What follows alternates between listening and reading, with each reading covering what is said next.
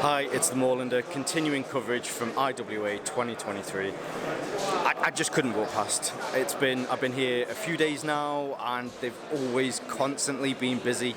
It's the third day, it's died down just enough that I can come to the Fenix stand and we can have a look at some of the new lights that they have this year. So they've got a few different headlights which they've shown me with interchangeable batteries that are in there, but really it's all about the flashlights. So let's have a quick look at the new offerings. Now I will say, so I'm trying to do this one-handed, holding the camera and doing demos can be a bit tricky, especially with lights like this. So I'll try and go through some of the features and see if I can get them to work whilst I'm doing it as well. But yeah, let's have a quick look.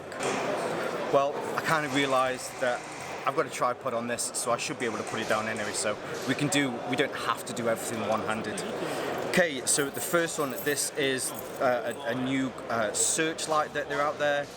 3 21700 batteries in this, so you're getting, I mean, you need a lot of power for the amount of lumens. You're getting up to 15,000 lumens from this.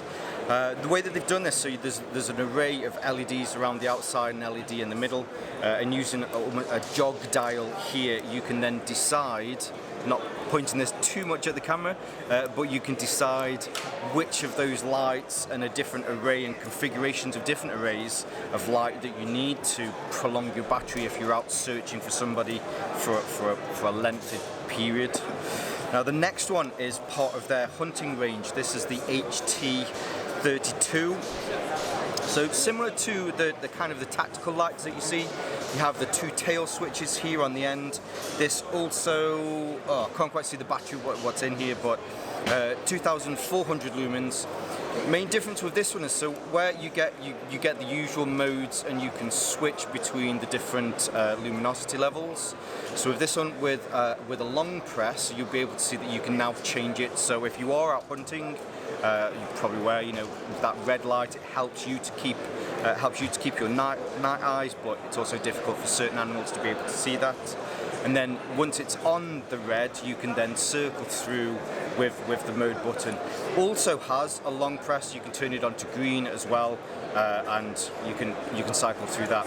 Now once you've got it onto the mode that you prefer, let's say we're on red, turn it off, turn it back on again, has the memory in there that it'll make sure that you're not having to cycle through everything else and burning your eyes out when you're out in the dark and you're wanting to keep your night sight.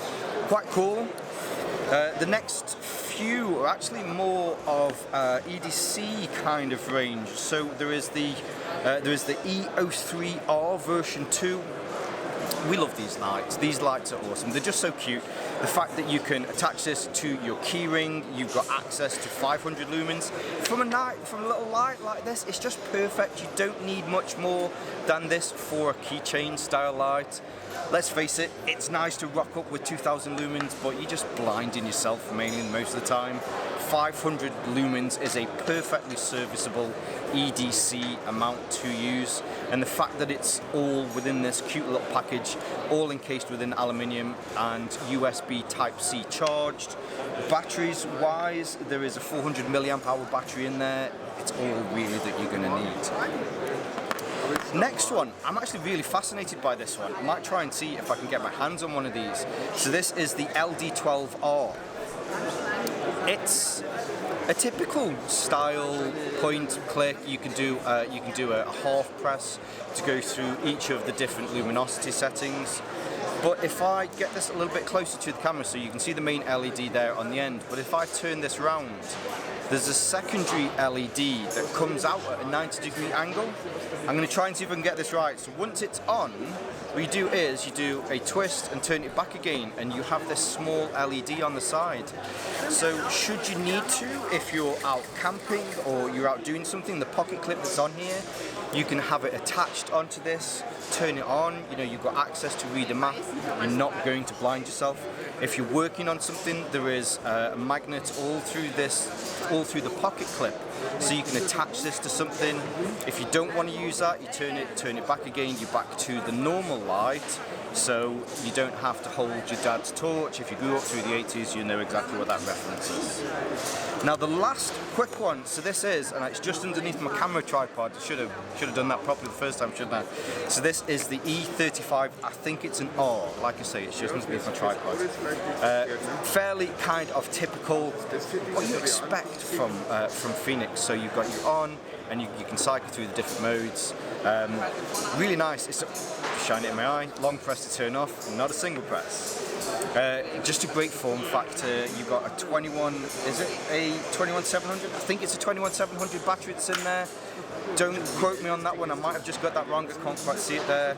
USB Type-C charging on the back. 3,100 lumens for just something that's really nice and pocketable. I think when you compare this to other competitors and some other models out there, this seems to be a prize-winning kind of format, doesn't it?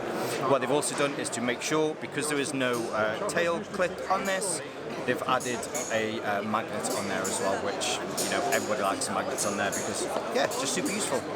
Now, of course, stay tuned for more coverage from IWA 2023, but for now, stay safe, stay Moorlander, and stay EDC.